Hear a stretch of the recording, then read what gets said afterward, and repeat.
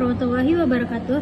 Halo teman-teman semuanya, perkenalkan nama saya Jihan Sahila Asmi Sinaga dari Program Studi Administrasi Publik dengan NIM 2402110184. Di video ini, saya akan membahas tentang struktur pemerintahan dan sistem pelayanan publik untuk memenuhi tugas mata kuliah Manajemen Pelayanan Publik dengan dosen pengampu Ibu Risna Dewi SOS MSP.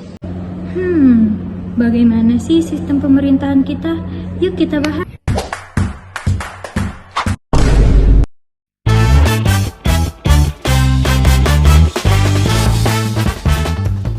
Indonesia punya ribuan kantor pemerintah, jutaan aparatur negara, dan satu tujuan yaitu melayani rakyat. Struktur pemerintahan di Indonesia. Pemerintah dibagi menjadi dua.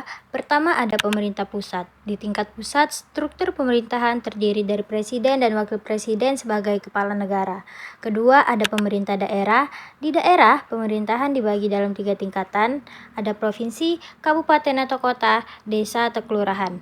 Kekuasaan negara dibagi menjadi 3 lembaga utama. Pertama ada eksekutif, legislatif, dan yudikatif. Kemudian ada otonomi daerah dan pelayanan masyarakat. Pelayanan publik merupakan jasa yang diberikan pemerintah untuk memenuhi kebutuhan masyarakat. Melalui otonomi daerah, daerah diberikan kewenangan mengatur urusan pemerintahan lokal sesuai Undang-Undang Nomor 23 Tahun 2014. Tujuannya agar pelayanan publik lebih cepat, tepat, dan sesuai kebutuhan masyarakat. Misalnya, layanan KTP, BPJS, SIM, air bersih, surat tanah, hingga pendidikan dan kesehatan. Dan di dunia kampus, perpustakaan adalah salah satunya. Di lingkungan universitas, perpustakaan adalah wujud pelayanan publik berbasis akademik, mulai dari penyediaan buku, akses jurnal, hingga layanan referensi, semua disusun berdasarkan sistem birokrasi dan struktur kelembagaan kampus. Perpustakaan dikelola di bawah unit teknik kampus. Kepala UPT Perpustakaan memimpin struktur layanan yang dijalankan oleh pustakawan dan staf pelayanan. Nah, pada teori birokrasi Max Weber, pelayanan publik harus rasional dan profesional. Lalu hadir NPM yang menekankan efisiensi, transparansi, dan hasil.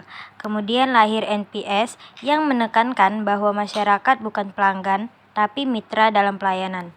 Sedangkan teori good government juga memperkuat sistem pelayanan dengan prinsip akuntabilitas, transparansi, responsivitas, dan partisipasi. Selanjutnya, hubungan antara struktur pemerintahan dan sistem pelayanan publik. Yang pertama, ada struktur organisasi dan pelayanan publik. Struktur organisasi dalam pemerintahan sangat memengaruhi kualitas pelayanan publik.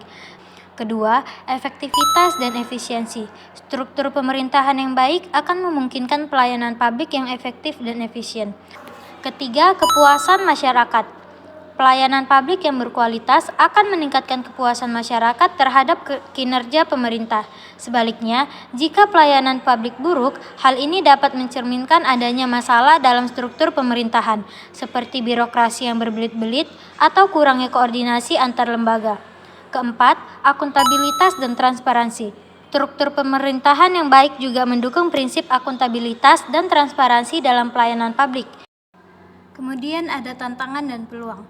Peningkatan kualitas pelayanan publik di Indonesia dihadapkan pada berbagai tantangan, namun juga memiliki peluang yang signifikan. Tantangan utamanya meliputi kurangnya pemahaman tentang standar pelayanan, komitmen pimpinan yang belum optimal, kurangnya koordinasi internal, dan keterbatasan sumber daya. Apa aja sih tantangannya? Tantangan dalam meningkatkan kualitas pelayanan publik, pertama ada kurangnya pemahaman dan implementasi standar pelayanan. Kurangnya pemahaman implementasi standar pelayanan seringkali menjadi kendala dan memberikan pelayanan publik yang berkualitas. Hal ini dapat disebabkan oleh beberapa faktor, termasuk kurangnya sosialisasi, pelatihan yang tidak memadai, serta kurangnya komitmen dari pihak terkait. Kedua, ada keterbatasan sumber daya. Ketiga, koordinasi internal yang lemah. Keempat, budaya birokrasi yang belum berubah. Kelima, keterbatasan akses teknologi. Dan keenam, ada keamanan data. Dan peluang dalam meningkatkan kualitas pelayanan publik terdiri dari dukungan ekonomi masyarakat yang meningkat. Kedua, pemanfaatan teknologi informasi. Ketiga, inovasi dalam pelayanan. Keempat, kerjasama antar lintas. kelima, aksesibilitas lokasi yang strategi, dan keenam, perubahan mindset. Dengan mengatasi tantangan dan memanfaatkan peluang yang ada, pelayanan publik di Indonesia dapat ditingkatkan kualitasnya, sehingga dapat memberikan manfaat yang lebih besar bagi masyarakat.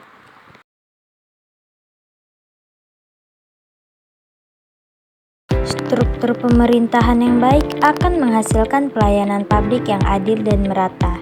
Dan pelayanan publik yang berkualitas bukan hanya soal cepat, tapi juga soal rasa hormat dan kepercayaan pada masyarakat. Dan perpustakaan kampus ini adalah contoh sederhana, tapi penting dari bagaimana negara melalui lembaga pendidikan dan melayani rakyatnya.